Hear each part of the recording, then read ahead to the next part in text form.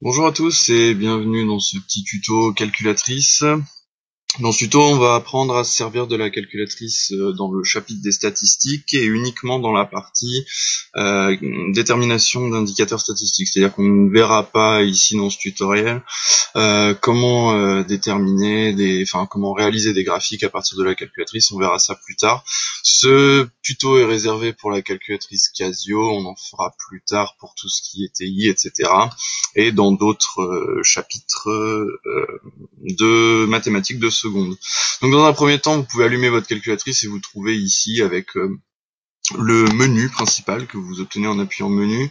Il faut savoir, quoi qu'il arrive, à n'importe quel moment du tutoriel, si jamais vous avez un problème et que vous n'arrivez pas à reproduire exactement ce que moi je suis en train de reproduire sur ma calculatrice, vous pouvez aller dans Memory ici, donc avec exe, et dans cette partie de la calculatrice, vous pouvez donc effacer la mémoire de stockage ou la mémoire RAM de la calculatrice, c'est-à-dire toutes les variables qui ont été stockées et que du coup vous ne pouvez pas réutiliser parce qu'elles sont déjà utilisées par un des programmes de la calculatrice. Donc du coup, vous allez dans Main Memory par exemple, donc F1 ici, et puis vous pouvez tout remettre à zéro. Bon, moi ici j'ai que alpha et setup puisque sur mon émulateur elle se redémarre à chaque fois. Mais quoi qu'il arrive, si jamais vous voulez remettre votre mémoire à zéro, vous sélectionnez ici select afin que la petite flèche apparaisse là, delete. Et oui, F1, vous faites yes, voilà. Histoire de remettre les choses à zéro. Rassurez-vous, ça effacera pas vos programmes, ça efface juste les variables qui sont déjà stockées et déjà utilisées.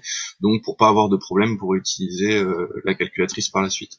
Alors voilà, ici on se retrouve donc avec une petite série statistique, il y a une variable à étudier où j'ai mis ici des variables, donc 1, 2, 3, 4, 5, 6, et les effectifs qui correspondent à chaque fois à chaque variable. 12, 35, 5, 3, 23 et 2.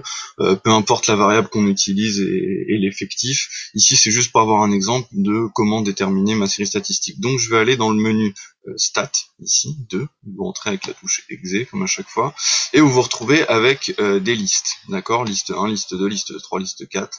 Moi, les miennes ici sont vides, bien sûr. Les vôtres le sont pas forcément.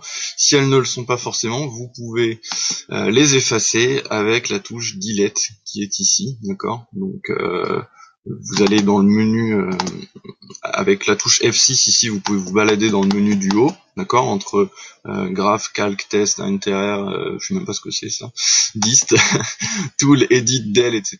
D'accord, et vous allez donc sur ce fameux delete. Donc imaginons que vous ayez déjà rentré une valeur parce que vous avez déjà fait un exercice ou quoi, et ben vous allez faire delete ici, et c'est ici que vous pouvez effacer donc les listes déjà rentrées dans votre calculatrice. Ok, donc je vais commencer par rentrer mes variables ici dans la liste 1, qui sera donc ma liste des variables. Donc 1, 2, 3, 4, 5, 6, et ça s'arrête là. Et après ma liste 2, donc 12, 35, 5, 3, 23 et 2. Ok, donc voilà, mes deux listes ici sont bien remplies. Je vous rappelle, si vous avez un problème, d'effacer vos listes à chaque fois avec la touche delete. Donc vous allez faire F6 de manière à obtenir le delete ici. Et puis voilà. De manière générale, pour se balader dans les menus, c'est avec ces trois touches-là, enfin ces 6 touches-là, pardon, qui correspondent aux 6 menus qui sont décrits ici. Donc avec une base simple d'anglais, on peut s'y retrouver tout simplement. Alors maintenant, ce qu'il va falloir faire comprendre à notre calculatrice, c'est que ma liste 1, c'est mes variables, et ma liste 2, c'est mes effectifs qui correspondent à telle variable. Si vous lancez directement un calcul d'indicateur comme ça, la calculatrice, elle, va partir du principe que vous n'avez qu'une liste et que à chaque fois l'effectif associé à la variable c'est 1, d'accord. Donc elle se compte elle-même, donc ça ne sert à rien. Par exemple, si j'avais ici 1, 2, 3, 4 et puis un deuxième 4, 5, 6 derrière, et ben j'aurais eu 2 pour l'effectif 4 et 1 pour tous les autres effectifs. En fait, elle part du principe que on a fait une seule liste de notes comme si j'utilisais une seule liste de variables comme si j'utilisais des notes d'un devoir où tous les coefficients sont les mêmes, ce qui n'est pas du tout l'objectif. Ici, on s'intéresse à avoir une liste de variables et l'effectif qui lui correspond à chaque fois, bien entendu. Donc pour faire ça, on va aller dans F2, c'est-à-dire calc, qui est ici, ok, et settings, là, F6, menu 6, voilà. Donc quand vous êtes arrivé ici, vous devez avoir à la fin la liste 1, d'accord. Donc ici j'ai les variables xlist en fonction des fréquences, d'accord. Les Anglais confondent les fréquences et les effectifs. C'est pour ça que ça s'appelle fréquence. Nous, on va mettre des fréquences, bien sûr, en décimales ou en pourcentage, mais ici, il s'agit donc bien des effectifs qui correspondent. Pour modifier ce truc-là, on va aller dans F2 list ici, et on va dire que je vais prendre la liste 2. Ok. Donc là, vous voyez bien, on a liste 1, mes variables, liste 2, mes effectifs. Ici, vous avez un petit 2 devant var, ça veut dire que il va s'intéresser à des listes à 2 variables, d'accord. Or, jusqu'en classe de seconde, vous ne verrez que des listes à une variable, donc ne vous prenez pas la tête si jamais les paramètres ici ne sont pas les mêmes que les miens, d'accord. Donc restez bien ici focalisé sur le fait qu'on ait bien liste 1 variable, liste 2 et fréquence, donc effectif pour nous. Après on appuie sur exit, on revient sur le tableau. Si vous avez fait 2 fois exit, vous revenez sur ce menu là. Nous, ce qui nous intéresse, c'est d'arriver dans le menu calque, d'accord. Donc on va arriver dans le menu calque. Vous cliquez sur un var, parce qu'encore une fois, vous n'avez que une variable et non pas deux. Là, on est sorti de le contexte de la classe de seconde, donc on va bien sûr un var et non pas deux. Et ici, vous avez tous les résultats qui s'affichent. Donc, votre moyenne, x bar, qui vaut 2,95.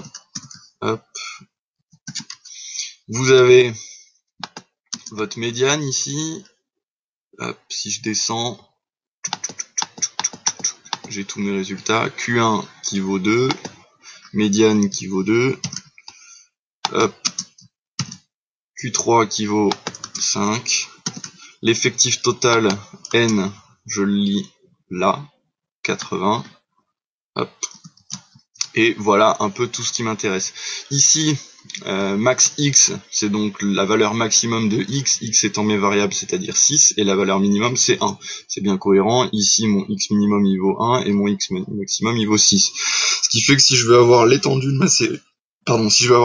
ma série, notée E, d'accord, il suffit de faire x max moins x min, d'accord, donc c'est dire 6 moins 1, et c'est-à-dire 5. Ok, ça va, c'est pas trop difficile. La soustraction devrait être faite par vous-même, étant donné que vous pouvez pas l'avoir directement sur la calculatrice. Les valeurs ici qui sont au-dessus, écart type et variance, etc., ne sont des choses qui nous intéresseront pas en classe de seconde, donc pour le moment ne vous y intéressez pas. Mais voilà, vous pouvez revenir à chaque moment sur le tableau statistique. Ah oui, j'ai oublié le mode ici. Vous avez le mode 2 qui est la valeur la plus présente dans la série.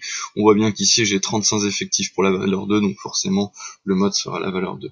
Ok. Vous pouvez revenir à n'importe quel moment sur votre liste statistique en faisant exit. D'accord. Si vous faites 2 fois exit, vous retournez sur le menu principal ici des séries statistiques et vous pouvez à loisir modifier votre liste comme bon vous semble. Encore une fois, si vous voulez effacer, vous faites delete ici dans le menu qui est là, et puis vous pouvez repartir sur une nouvelle liste statistique. Normalement, si vous retournez dans le